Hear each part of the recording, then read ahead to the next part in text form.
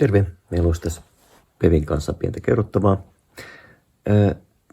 Haluaisin, tai me kumpikin haluaisimme, että tutustutte tarkasti tähän videoon, mitä tässä seuraavaksi esitetään. Tämä on käännös netistä löytämästäni Basharin kertomuksesta siitä, miten tämä universumi oikeasti toimii. Kannattaa katsoa ajatuksella. Kansa saa tietoa arkaa siitä, miten elää nyt. First of all, your scientists, many of them, now understand that the so-called Big Bang is not necessarily the beginning of everything, it's just the beginning of your particular universe, yes? Right. But infinity is infinity. And there are many big bangs, as you say, many cycles that occur within infinity. Many universes, what your scientists have come to understand as the multiverse. So really, there are many big bangs. But in terms of your particular universe and its so-called beginning, the idea is, again, as an analogy, as an illustration, imagine, if you will, that there is only one particle and nothing else. All right? If you wish to represent this as simply a tiny subatomic particle floating in a big, empty, infinite black void, that's all right. It will do for the purposes of the illustration, even if that's not necessarily literally true. Right. So, now imagine that because there is only this one subatomic particle, it has absolutely nothing else to relate to, yes? Right. So there really is no gravity, there really is no sense of mass, there's really no sense of space or time. It just exists as a point of pure existence. Right. Thus then, it is capable of doing anything and everything imaginable. In other words, it can travel at infinite speed. Nothing holds it back. There are no laws of physics yet. You follow me? Yes. Thus, if you understand that that single particle can travel throughout that void, that big infinite void at infinite speed, then that means that particle can actually appear to be everywhere at once. Yes? Right. Thus, it can actually appear to be an infinite number of particles, even though it's actually only one particle. That makes sense. That's the Big Bang. Now, the pattern in which it did that, again, as an analogy, similar to the pattern of lines you see on the holotope across the room. The idea is that it will create that infinite speed pathway in a kind of what you would call a geometrically radiating form. Where it doesn't cross its path, it will be simply what you call, well, almost emptiness. Where it starts to cross its own path, it builds up, in a sense, more and more densification and becomes something more akin to what you recognize as energy and then matter.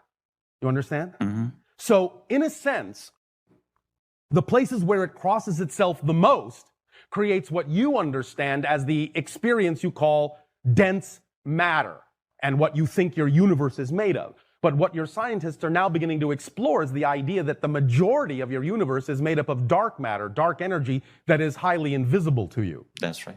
Well, the dark matter and dark energy is where the single particle crosses its own path less. It isn't as dense, but it forms the majority of the material that makes up your physical universe. Because it only crosses itself a very few times in a very dense way to create that small amount of matter, relatively speaking, that creates all the matter you can perceive in your physical reality. Right. Understand? Yes. And that's also what creates the idea you call gravity and all the forces. In that sense, it is actually interconnected because, in a sense, it's like a web. And it is that web, it is the pathway itself, the geometric path itself, in a sense, that creates that connectivity, the stretchability and malleability that you interpret as the idea of gravitational or electromagnetic or strong or weak nuclear forces. Who triggered this movement for having an infinite space in an infinite? There is no beginning. Means what happened? Some Existence, people are saying that God triggered this. Existence only has one quality: to exist. Remember, time is subject to existence. Existence is not subject to time. Time is a creation within existence, therefore existence itself is timeless. and has no beginning and no ending. It just is. It's just the now. But again, to use an analogy that works in your space-time framework, imagine this, that there is the one,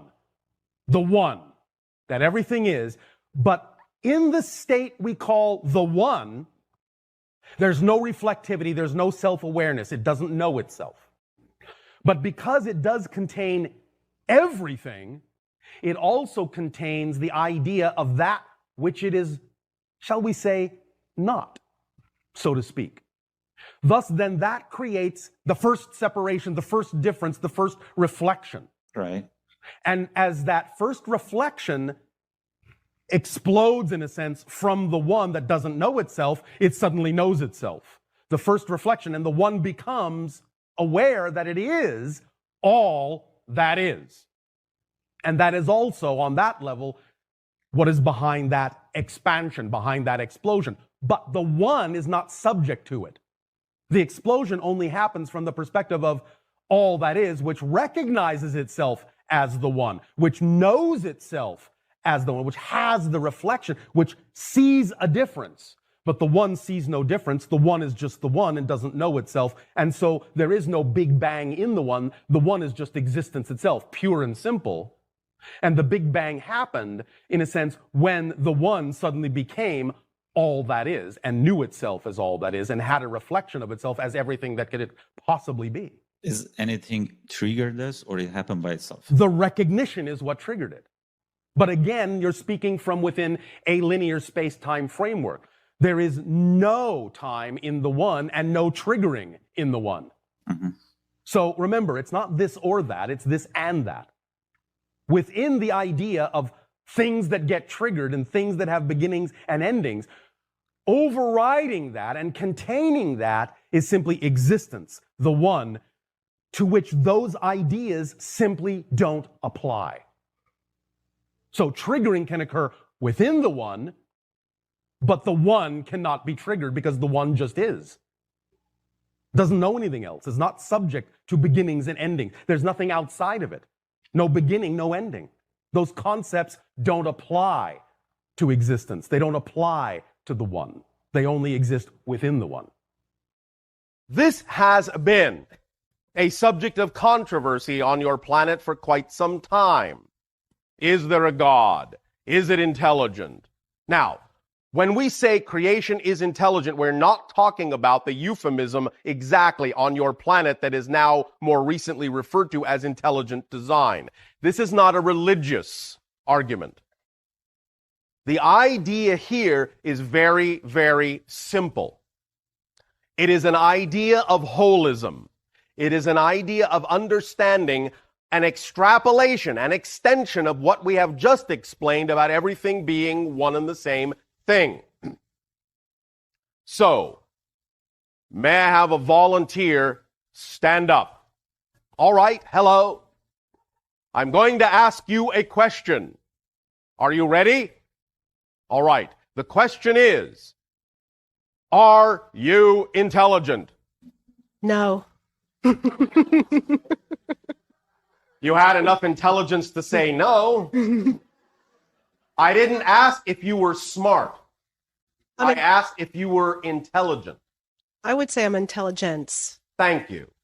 You are an intelligence. You are aware. Yes? Yes. Thank you. You may sit. Awareness and intelligence is what we are talking about. You are self-aware. You are an intelligence. We're not talking about the idea of the subjective point of view of how you may apply your intelligence. Whether someone may, quote unquote, judge you to be smart or stupid or what have you. It's not what we are talking about here. What we are simply talking about is the quality itself that you have intelligence. You are aware. Now, you are, all of you are, as we have just demonstrated, an aspect of creation. You're all the same one thing. If, thus then, any part of the whole has intelligence, intelligence is a quality of the entire thing. It's as simple as that. Imagine, if you will, an ice cube. Imagine that ice cube sitting on a table. You now have in your hand a hammer. Smash the ice cube. See the pieces go flying off in a number of different directions.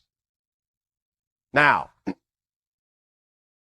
no matter how many pieces there are, every single piece is still made of ice, just like the whole cube.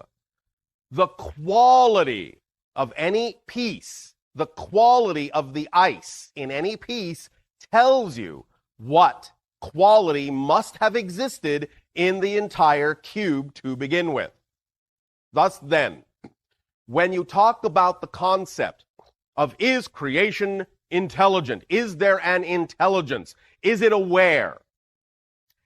It may not be the kind of consciousness you understand as human consciousness.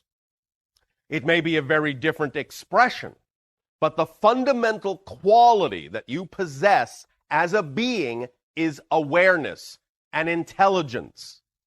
That quality, therefore, exists by definition, by default, in the whole. How it may express its intelligence, again, may be very different than how you choose to express yours. But this is part and parcel of what we in our civilization call the science of the obvious. Let it be obvious. There really is no mystery here when you keep it very simple. When you understand the concept of holism, when you understand the concept that everything is actually truly made out of the same one thing, many other things we have talked about, many other metaphysical concepts, many other concepts that may at first seem mysterious are suddenly very obvious when you base them on the first understanding that everything is one thing. So again, to drive the point home, when you know everything is by definition made of one thing, then you can start to extrapolate some very simple conclusions. You are part of that whole. You are that whole. You are one and the same thing, made out of the same thing. The qualities you possess must therefore by definition be qualities that by definition the whole also possesses. Whether or not it expresses them in the same way is not the point. It still has that quality. So creation has intelligence. Creation is aware. It is up to you, again, by forming your relationship, your personal relationship with creation, in your understanding that everything in creation is made out of the same one thing, to form your particular perspective of what that relationship will give you, of what communication will come between the intelligence in the way you express it and intelligence in the way creation expresses it. How you are a translation of the awareness, a translation of the intelligence of creation in a specific format, in a specific mode that is represented by your unique pattern the single particle takes when it defines you, the unique you that you are. You are resonating. You are that single particle resonating in a certain way, at a certain pitch, at a certain signature frequency, signature vibration that is you, uniquely you, and you alone. But that vibration is a part of the symphony of all vibrations that single particle creates in the orchestra of all that is. So you are one note. Many of you together are chords. All together you are the symphony of all that is in all the vibrations that it contains. So you are music. You are awareness. You are intelligence. Being yourself to the fullest you can be is simply singing your song. That's all it is. You all have a song to sing. All you need to do is sing it, and you will be playing your part. You will be playing your instrument in the symphony of creation in the most harmonious, melodious way you possibly can. When you experience the idea of fear and doubt and don't necessarily allow yourself to be in harmony, you may now and then hit what you would perceive as a discordant note. That's all right. Again, as we have said, you can use that in a positive way as well. Bring it back into the fold and allow your song to be that much richer, that much sweeter, that much more in harmony with the overall symphony of all that is.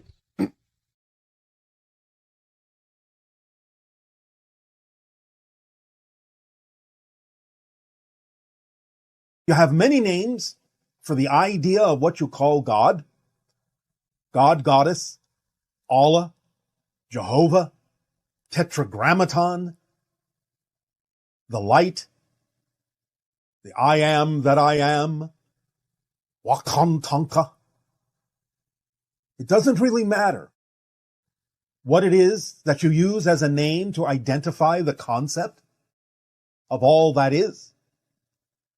But it is important to understand that all of these names represent different archetypal expressions, different angles and different perspectives of the same one thing, so that all of your apparently separate religions, no matter how they present themselves, no matter how many symbols they use to represent the idea of God or aspects of God, are all talking about the same thing, but from different points of view that serve the uniqueness of the culture in which they live.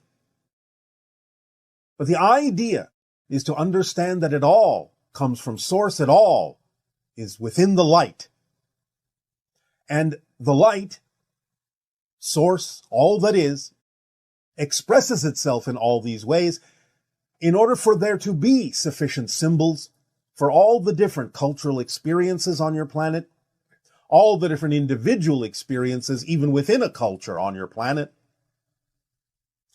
As we have said, the misinterpretation of what you have called, in one particular Judeo-Christian culture, the Ten Commandments, are really the messages that were delivered in a very different way that have been misunderstood, misquoted, because of the level of understanding that existed in the culture at the time. And the so-called first commandment, I am the Lord your God, thou shalt not have false gods before me, really was a mistranslation and a misunderstanding of the idea that really would be more accurately represented as, I am that I am, and all reflections are me, therefore none can be false before me, for I am all that is.